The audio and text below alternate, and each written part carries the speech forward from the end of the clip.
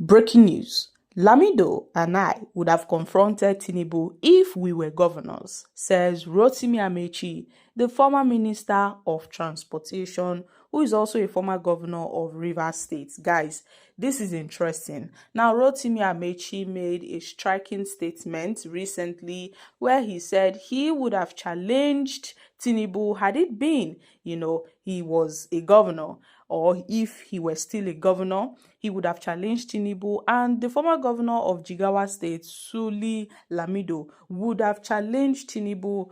This is Rotimi Amechi saying the state of politics in the country would have been impossible if his set of governors were still in office. Had it been his set of governors were still in office, all these things where Tinubu they do, therefore no see am. All this rubbish wey Tinubu dey do, e for no happen, because their set was, defined by fearless opposition and the commitment to federal government oversight. During that era, governors were fearless, they were fierce, they had no fear whatever, fear of removal. They dared presidents to do their worst. So Rotimi Amechi, the former Rivers governor, said one of the major disagreements that led to their separation occurred during the opposition to the former President Goodluck Jonathan, that they had bad times. But at this point, he stood his ground when, Jonathan tried to do one or two things to oppress him. So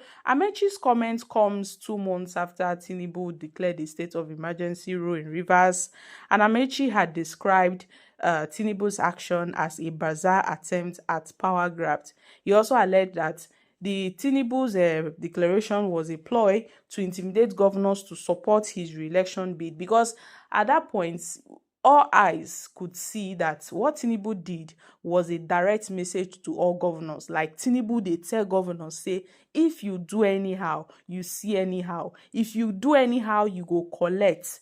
This is him threatening governors indirectly that if you don't support me, you would be removed or you would be impeached. Now, Rotimi Amechi claimed that Tinubu has sent a message to governors that if you are not careful, the president will remove you. And Rotimi Amechi was quite disappointed in Nigerians for their seeming laid-back disposition to the economic hardship sweeping through the country, that people should be protesting at this point.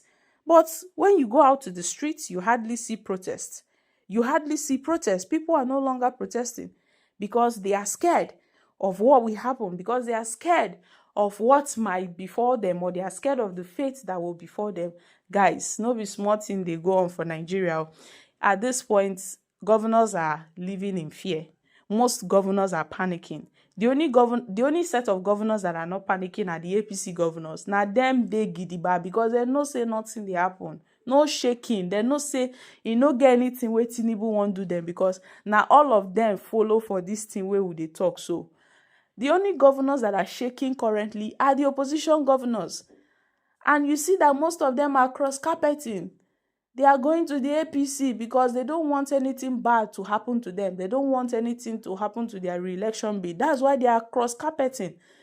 They are cross-carpeting because they are scared of the president. So where is democracy? We claim to practice democracy. Where is democracy?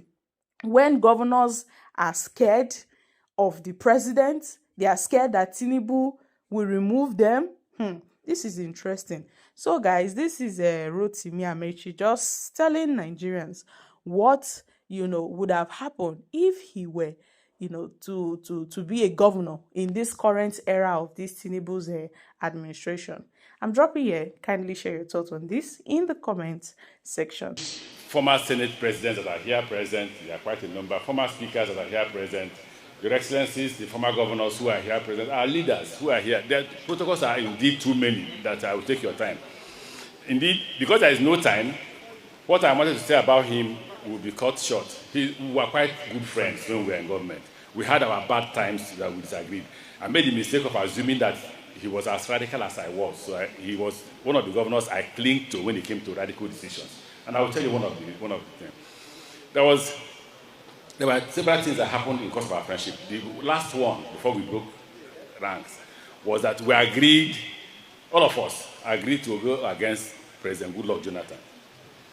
And we formed a committee, governors and all that. At the end of the day, he was to find a new party called SDP.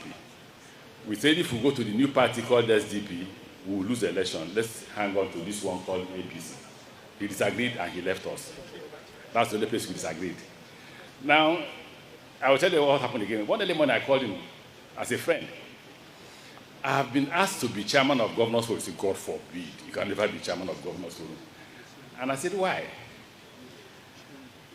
He said to me, you are too radical to be Governors Forum chairman. You can never be Governors Forum chairman. Again, I told him, I said, whether you like it or not, I will win. And I won. I became Governors Forum chairman. He indeed spoiled me a lot. He was one of the instruments that made me Governors Forum chairman a second term. And I will tell you, when there was huge disagreement about voting, he led us to go and vote. He didn't mind if the other group walked away. If he didn't stand up to vote, maybe that day we would not have voted. Because he stood up to vote, the rest of us went ahead and voted. And the other people, led by Ababi, also joined to vote. At the end of the day, to their surprise, I won and became Governors Forum chairman a second time. The final one I will tell you, I visited him in his state. He asked me to come and commission projects, so I came. The School of Nursing you're talking about. And I repeat, I am yet to see if any governor has surpassed your achievement in Jigawa. I've told you in private, and I have told my friends from Jigawa, maybe they will surpass you in future. For now, I doubt if any. So we went to commission projects. I was so scared of Boko Haram. And then I had a good security outfit in River State. So I told them I'm going to Jigawa. They moved in an APC to Jigawa. They moved in 2 white men to Jigawa. They moved in some vehicles with security outfits, everything. He said, you're coming to Jigawa with this. Are you a president? I'm calling President Goodluck Jonathan to report you that you want to be president of Nigeria. I said, look, don't report me to the president. I'm just scared that they will finish us here. He said, nobody will finish. I said, I doubt you. This man took me in a crowd of over 1,000 persons, and we were walking. And I said to God, this man wants to kill me. Supposing there's a Boko Haram person here with a bomb that wants to kill all of us. He said, these are his people.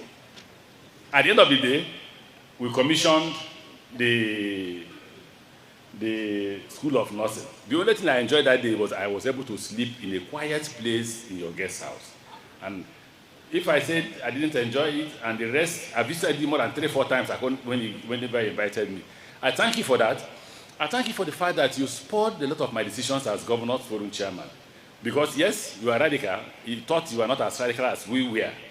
But we discussed Nigeria in detail, and we thought we should move forward as a country.